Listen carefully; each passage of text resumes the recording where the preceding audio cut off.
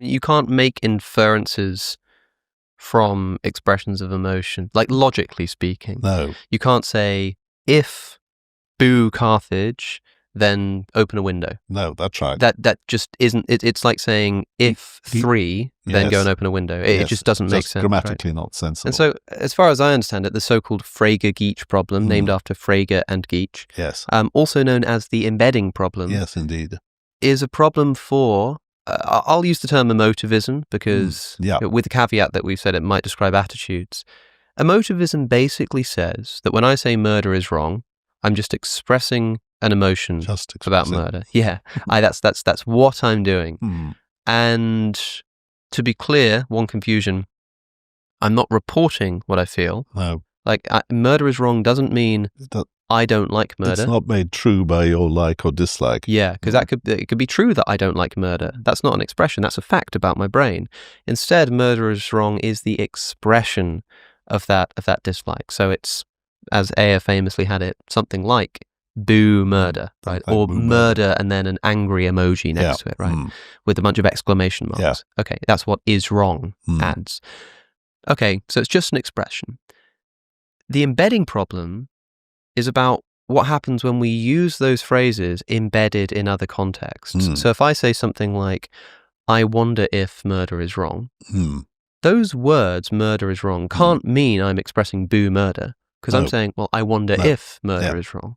But I can't say, I wonder if boo murder, if in order to say boo murder, I have to express something. No. And so you have this so-called embedding problem that either the emotivist is right, that this is what ethical statements mean, but as soon as they show up in, if-then statements, or, I wonder if suddenly it changes, or that's not what was meant all along.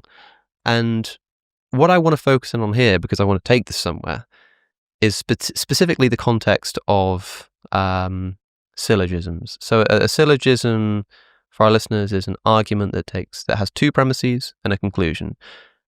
All men are mortal, Socrates is a man, therefore Socrates is mortal, for example. Now, here's one syllogism. If murder is wrong, then murdering Simon is wrong. Premise 2, murder is wrong. Conclusion, therefore, murdering Simon is wrong. That seems valid. Absolutely. And everybody will look at that and go, that the conclusion follows from those premises. The problem is, for an argument to be valid, means that the conclusion can't be false if the premises are true. But if premise 2, murder is wrong, is just an expression of emotion, I'm just going boo murder, then it can't be true. It can't be false. It can't be true.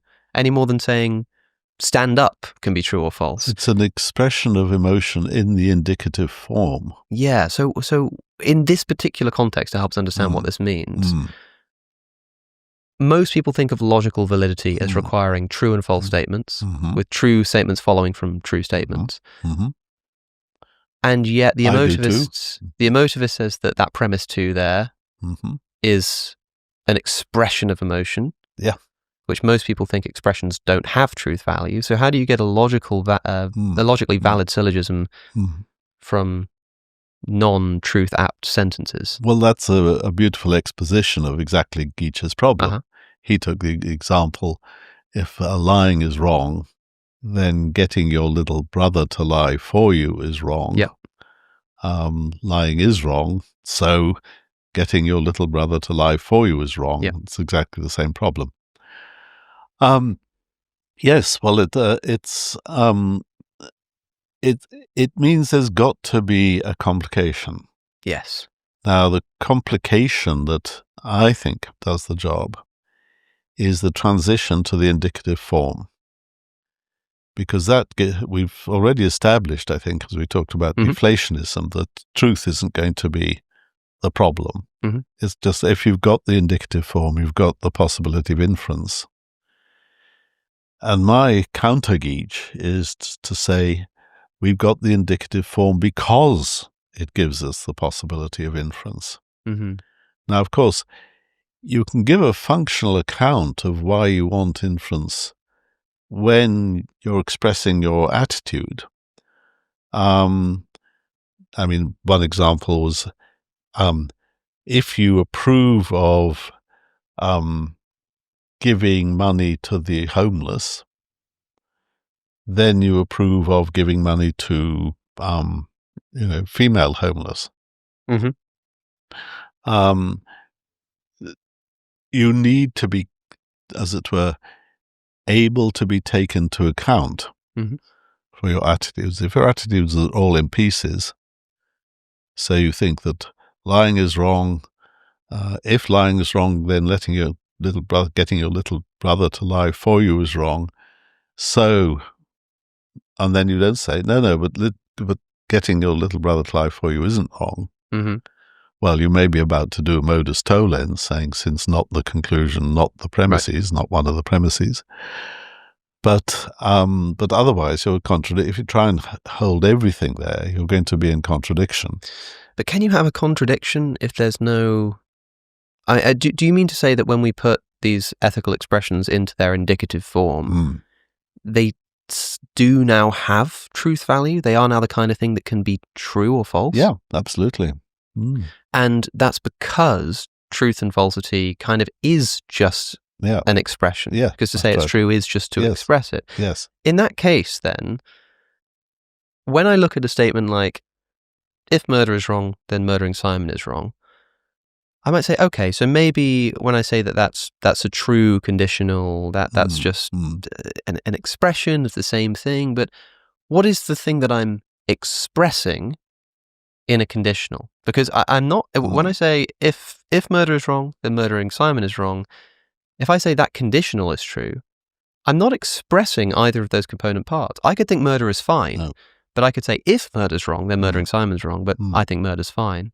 So what am I expressing when I say that the conditional claim is true? Well, there are various ways of putting it.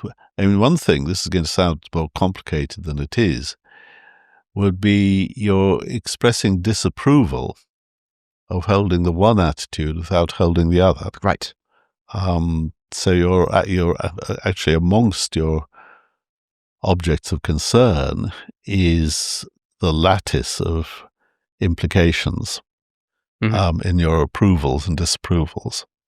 Because approvals and disapprovals don't stand by themselves. We feel the need to defend them, feel the need to say what they involved. Supposing, if Keir Starmer says, I approve of, I don't know, industry or something, you might say, do you approve of all industry? If you approve industry, do you approve of unpaid housework? And so on. We want to know what the implications of his approval are.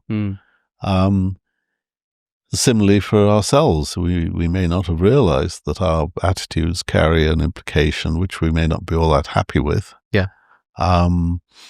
And teasing that out is part of the stuff and substance of ethical debate. Yeah. I mean, take, for example, the, what do they call themselves? Resolute kind of benevolent people who think you ought to give away all your surplus income above whatever the minimum that you settle on is.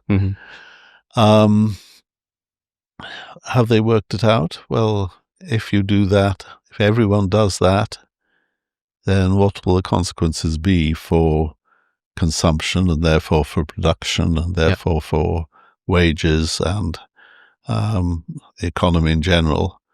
I mean, if everybody does that, are you sure that the world as you know it will go on the same as you always expected it to?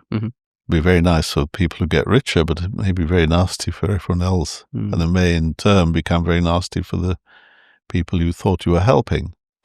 So unless you've sorted all that out, it's not a very sensible policy to go around advocating. Similarly, just stop oil. Have you any idea about the number of things oil is used in? Would you any longer be able to buy your fruit drinks in the cartons that you're used to? Would you any more be able to wear your fleece? Would you any more be able to wear your trainers? The answer to all those questions is no. but seeing that implication is something which I think you've got a duty to do. Yeah, it's really important to be able to talk about the implications of ethical claims. But the problem for the emotivist is that if it's just an expression, it seems tricky to get these logical corollaries of ethical expressions. But the strategy I really like, and a strategy that that sent me down a path of all kinds of thinking when I first read it, was this particular strategy you just referred to. In response to the Frege-Geach problem, let's take that conditional statement, which I just asked you about. If murder is wrong, then murdering Simon is wrong. And we want to say that conditional is true without expressing either of those individual components. Yes, that's right. And you said, well, okay, what you're expressing there is a disapproval of holding one of those beliefs without the other. Yeah. And there's this wonderful sort of language you can construct around this. So if we adopt the boo, yay language of Aya, murder is wrong means boo murder. And murdering Simon is wrong means boo murdering Simon. Yeah. So how can we make sense of if boo Simon, then if boo murder, then boo murdering Simon? Because that's not just like true. You don't necessarily hold with those both. Well, suppose, I mean, let's just say for simplicity's sake that the opposite of boo is hooray. Yep. So hooray would cover just tolerating something. It doesn't mean you actively approve of it, but you don't disapprove of it.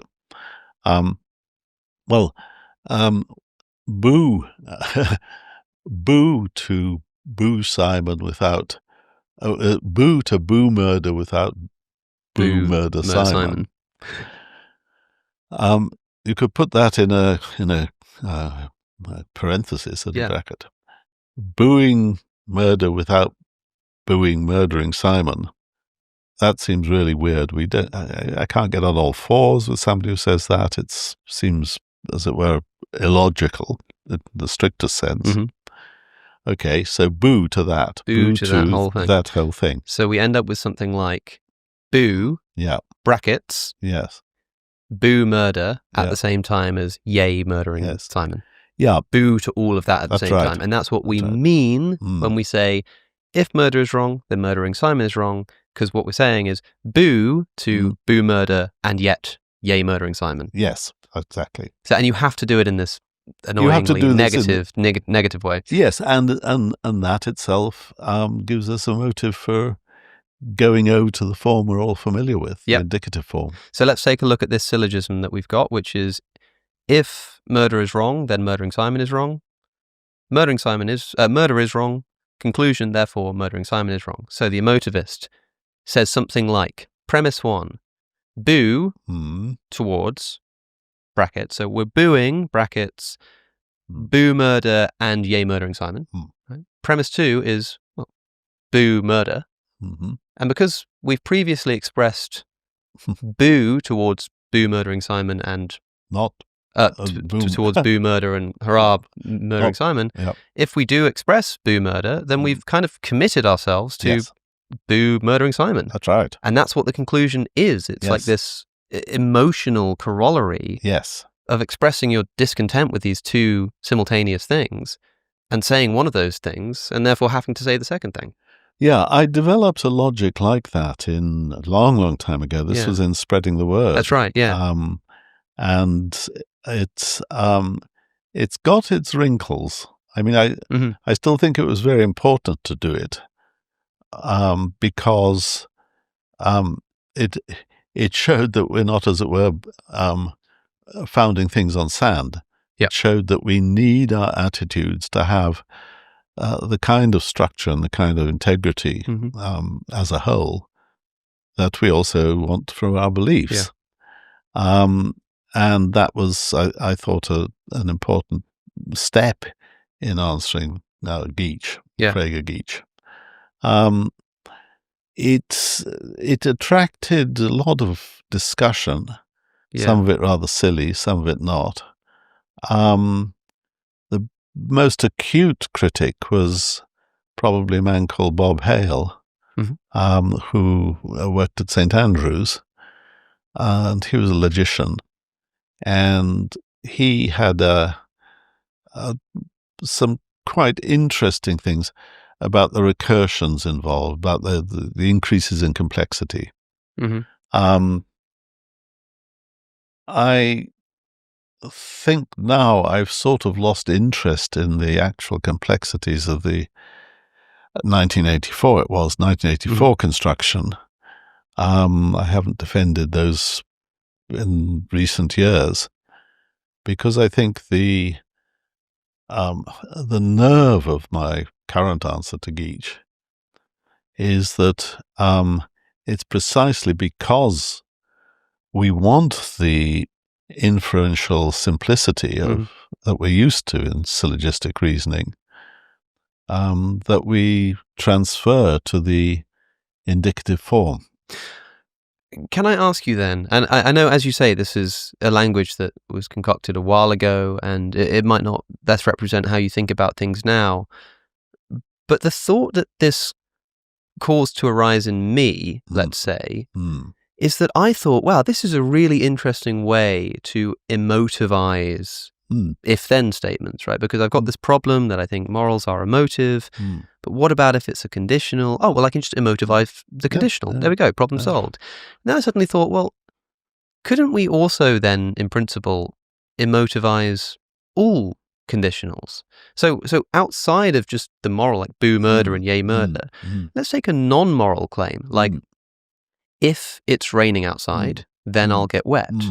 Could I not also sort of say that what I'm doing there, if a deflationary theory of truth is correct, and by saying something is true, I'm just sort of expressing it, in some sense what I'm saying is boo, brackets, yay, it will rain, at the same time as boo, I will get wet. And so I've sort of emotivized non-moral syllogisms as well.